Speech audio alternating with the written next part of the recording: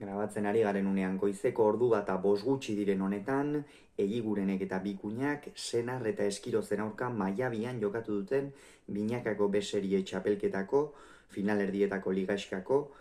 bigarren jardunaldiko, bigarren norgehiagokaren analisi egingo dugu. Favoritoek ez dute hutsik egin, Senarrek eta Eskirozek 22 eta 21 irabazi dute, baina haze partida ikusi dugu. Benetan ikeragarria izan da eta gauza asko daude gainera iruzkintzeko gogoratuko dugu, batetik aurreko jardunaldian Egigurenek ez zuela jokatu, bere ordez Ander Murua aritu zen, eta Muruak eta Bikuñak 22 eta 11 irabazi zieten Salaberria eta Gaskueri Maiabian. Orozkon. Aldiz, Senarrek eta Eskirozek partida askoz ere gogorragoa jokatu behar izan zuten, Bakaikoa eta Morga Etxebarriaren aurka hauek 22 eta 16 irabazi zieten. Honen bestez, bi irabazleak elkartu dira gaurkoan Maiabian eta haze partida jokatu duten. Hasieran Julen Egiguren ikusi dugu oso ongi eta bere iztarreko zalantza horiek hasieratik usatu egin ditu Azpeitiako aurrelariak. Oso bizi ikusi dugu, pilota ezker eskuin mugitzen, eta behar bada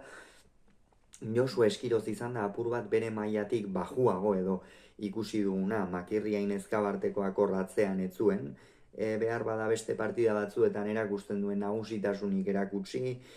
pilota batzuk ere nahiko erraz uzten zizkion behar bada beste batzuetan uzten ez zituenak, eta Inigo Bikuña nagusi izan da lehen zatian hala ere, bere ala eman diote buelta, lehengoan eurei erreakzionatu zieten, une batean Bakaikoak eta Morga Etxebarriak eta hor psikologikoki jokatu behar izan zuten, gaurkoan eurek eman diote buelta eta apur bat Egiguren eta Bikuña ere psikologikoki jokatzera eraman dituzte. Hala ere, lehen etenaldira Egiguren eta Bikuña 12 eta 10 iritsi dira, bazirudien behintzat partida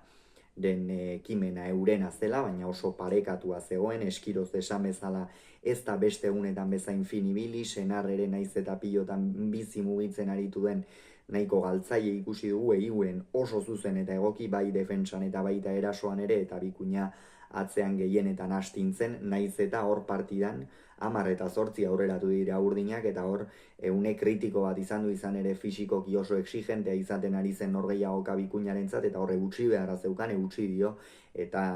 lehen etenaldira esan bezala 12 eta 10eko emaitza horrekin iritsi dira. Gerora ere partida oso berdinduta joan da, hala ere Egiguren eta Bikuñaren aldeko joerarekin jarraitu du, atzera eta atzera aritu dira jokatzen, Eskiroz ezin kenduz askotan, Egiguren pilota garbiak edukitzen aurrean eta ongi baliatzen, eta 18 eta 15 iritsi dira bigarren etenaldira, horrune kritikoa zen, 21 eta 15 ere jarri dira, baina pilota borobila da, 22 egin arte ez da partidarik amaitzen, eta hor pixkanaka Egiguren eta Bikuña pilota galtzen joan dira, Egigurenek ere izan ditu aukerak partida amaitzeko, baina ez da bila joan askotan, eta gero odolkiak ordainetan etorri zaizkie izan ere, Senarrek eta Eskirozek apurka lanean jarraitu dute, tanto bat beste bat, eta azkenerako 22 eta 21 irabazi diete, haze partida ikusi duen oso gogorra, bihar lau pilotariek atsedena merezita izango dute inolako zalantzari gabe, eta benetan aipatzekoa Senar eta Eskirozek azkenera arte lan egiteko duten balentria merezimendu handiz, daukatean katerdi finalean, Egigurenek eta Bikuñak ere, irabazi egin beharra daukate. Zubizarreta eta Morga Etxebarriaren aurka, baina tantoa beraxa oso alde daukate, pentsa gehi 10rekoa daukate une honetan tantoa beraxa, beraz hor gauza asko irabazita dauzkate, hau da partida